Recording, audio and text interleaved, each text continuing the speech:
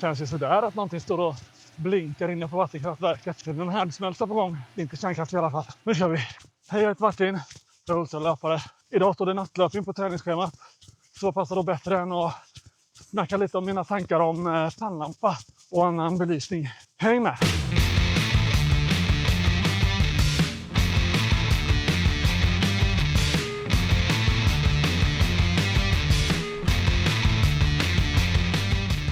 Eftersom jag springer på natten så kommer jag titta mindre in i kameran än vanligt. För jag har en lampa precis under så jag kommer få den rakt i ögonen om jag tittar i kameran. Men ja, det får bli bra. När man tittar på ett pannlampa så finns det ju några viktiga saker att tänka på. Dels ska det naturligtvis sitta skönt, sitta bekvämt. Inte hålla på och skumpa när man springer. Så man ska kunna ställa in bandet så att den sitter bekvämt men utan att trycka. Även ljusstyrka är ju viktigt. Rekommendationen ligger någonstans mellan 300 och 1500 lumen. Beroende lite på vad man ska springa i för miljö. Är det som jag har här nu lite svag belysning och det finns ändå lite samhälle runt omkring och så. Då räcker nog 300 lumen absolut bra. Men ska man in i skogen när det är mörkt så vill man nog gå upp några steg. Det är också viktigt att lampan är stark nog att upptäcka om det finns kor i skogen. Så man inte blir översprungen. För man vet alldeles här på natten om det kan vara vilda kor ute. Men det är inte bara antalet lumen som avgör hur ljus pannlampan känns. Utan det avgörs även av ljuskäglan. Där finns allt från väldigt breda lampor till de som går väldigt långt med en ganska smal ljuskägla. Det är väl bra att hitta en lampa som har båda om man kan. Både en bred, lite svagare belysning för periferiseendet och även det här långa, lite skarpa ljuset som går lite längre så man kan se längre framför sig. Då ska man använda pannlampan på traillopp och ultralopp så är det också viktigt att den är smidig, lätt att packa ner och inte väger allt för mycket. För ofta behöver man bära med sig den på dygnets ljusa timmar också. De som smidig och får ner i väskan. Jag föredrar att ha en lampa där allting sitter ihop i ett. Det finns också lampor med separat batteri och en sladd. Där man kan stoppa ner batteriet i väskan. Det är väl vanligast under orientering där man behöver ännu starkare lampor. Men för ultralöpning föredrar jag att ha pannlampan i ett stycke och ha västen separat. För då kan man ta av sig och på sig västen utan att behöva ha en massa krångliga sladdar och sånt. Man har mycket nog ändå med västen när man ska krångla av och på den när den är full med mat och grejer. Man vill även ha bra batteritid. Men också ett utbytbart batteri. Så vi får lampor som varar hela natten. Och även om de på pappret skulle kunna vara hela natten så kan det ju hända att batteriet tar slut. Då är det bra att kunna byta det istället för att stå och fippla eller bli utan lampan en stund medan man laddar och håller på. Det är alltid en avvägning mellan batteritid och ljusstyrka. Därför är det bra om det går att ställa in pannlampan i lite olika lägen så att man kan spara lite batteri när man inte behöver ha så stark ljuskägla. Och det går på de flesta modeller.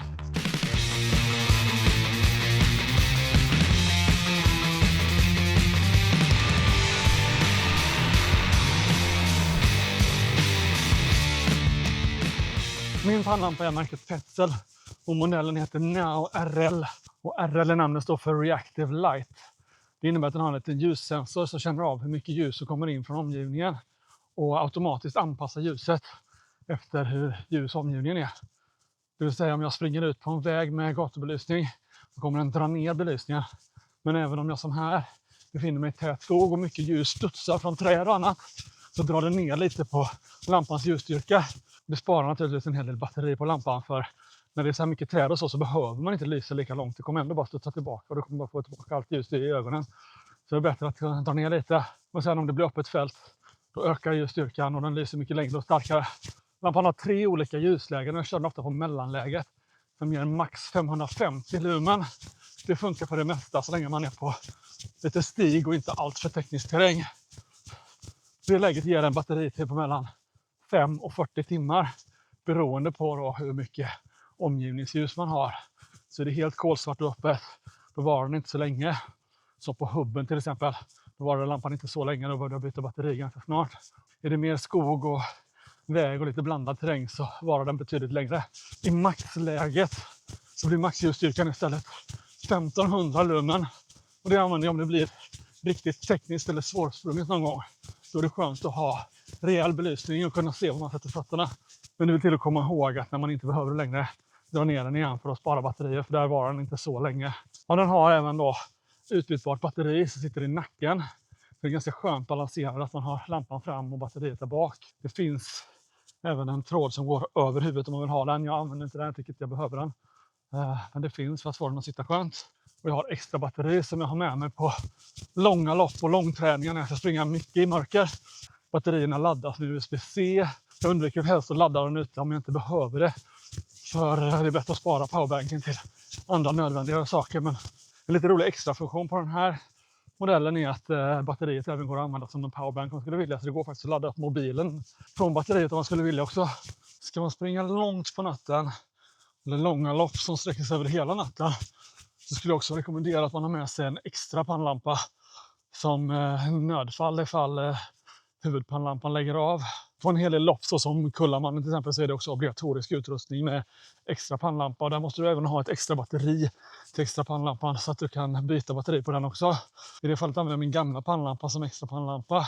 Där har jag också en Petzl som heter Swift RL, även den med reaktivt ljus och utbytbart batteri. Där jag har ett extra batteri också. Den är inte riktigt samma ljusstyrka utan maxstyrkan där är 1100 lumen istället. Den duger gott på natten också även om den inte ger riktigt samma belysning som den här.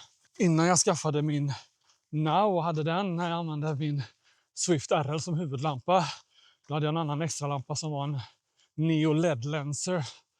En väldigt enkel lampa med bara 240 lumen. Så kanske inte riktigt starkt nog att springa med på natten i skogen. Men den funkar om det bara är hyfsat enkel terräng. Du ser ändå tillräckligt framför dig. En fördel med den dock är att den drivs av vanliga AAA-batterier. Så det är lätt att ha med sig en uppsättning extra batterier. En sån Neo LED-lens är en ganska billig lampa för bara några hundralappar.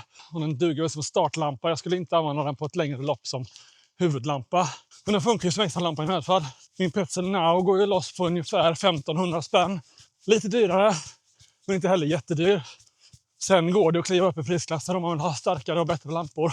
Jag tycker det är väl där någonstans som är ett rimligt pris kanske. Jag vet inte vad Swiften går på. Ja, för en tusenlapp ungefär kan man nog få lotta en lite bra lampa om man vill. Utöver de här pannlamporna så har jag även den här som jag filmar med. En liten enkel extra lampa jag köpt på Amazon. En hundralapp med en magnet bak. Laddas med USB. Inte särskilt bra batteritid. Jag vet inte om den har 500 lumen tror jag. Den är rätt ljusstark ändå. Men en ganska bred ljuskägla. Men framförallt använder när man ska byta batteri på pannlampan och så. Då är det bra att ha en annan lampa. Den är lätt att fästa fram på västen eller på kläderna någonstans. För att kunna lysa hjälpligt bara för att se precis framför sig. Även om man behöver läsa något eller så kan det vara bra med en lampa som är lite närmare. Eller om jag någon gång vill ha en handhållen lampa för att få lite mer släpljus. Det kan det vara bra. I nödfall så har jag Garmin Enduro 3. Den har också en lampa i klockan. En LED-lampa. Tycker inte den är så smidig att springa med. För man måste hålla armen i en ganska konstig vinkel. Men i nödfall så finns ju den. Den allra sista nödraket är ju telefonen jag har med mig. Jag vill inte slösa batteri på telefonen i onödan. Men skulle olyckan vara framme på något sätt att jag står helt utan annan belysning så har jag ju också den. Man har satt upp reflexerna här i skogen. Det kommer gå ett lopp som Falkenbergs orienteringsklubb anordnar som heter Halloween Nightmare. Tyvärr går det samtidigt som Kullamannen. Så jag kommer inte kunna vara med på det, men om man inte planerar att springa Kullamannen så kan jag rekommendera ett ganska kul lopp med lite lagom läskiga spöken i skogen. När man får testa att springa med pannlampa på en lite enklare nivå. Det räcker absolut den enklaste pannlampan. Det var mina tankar om pannlampor och belysning. Jag är ingen expert, men jag är inte heller sponsrad av någon. Så att det här är mina tankar helt och hållet. Det är ingen som har sett den här videon innan. Sen har jag inte provat massa olika märken så jag vet inte vad skillnaden är. Men jag tror det finns väldigt mycket bra lampor. Ett tips om man inte vet riktigt vad man ska välja är att titta på YouTube och videos. Och då kanske inte framförallt de som pratar om pannlampa. För de kan ju ofta vara sponsrade. Jag får ta med mitt ord om att jag inte är det, men man kan aldrig veta om någon är sponsrad eller inte. Men ett tips är att kanske inte titta på de som recenserar lampor utan mer titta på racevideos och de som springer olika lopp och så. Och så titta på vad de använder när de inte pratar om pannlampa. Petzl är ett ganska vanligt märke. Silva ser man ofta ute också. Även Lumonite är väl en av de vanligaste märkena tror jag. Den ser man väldigt ofta. Fenix är ett märke som man också ser då och då. Och sen finns det många fler. Jag kan inte så mycket om de andra lamporna, jag har inte provat dem. Men jag tror att de har bra lampor allihopa. Se till att hitta en med utbytbart batteri och bra belysning så tror jag du blir nöjd. Gillar du mina filmer och vill se mer sådana här filmer om prylarna jag använder på utanför banan, så tryck på gilla-knappen. Och se gärna till att prenumerera också om du inte gör det. Jag vet att det är många som tittar som inte prenumererar. Men det betyder jättemycket för en så här liten kanal som min om man kan trycka på den där prenumerera-knappen. Det gör att jag växer på YouTube och att fler hittar hit. Så gör gärna det. Stort tack till er som redan prenumererar. Superroligt att vi är så många. Jag tycker det är jättekul. Med det sagt ska jag ta och springa hem här i natten. Så ses vi nästa. Hej då!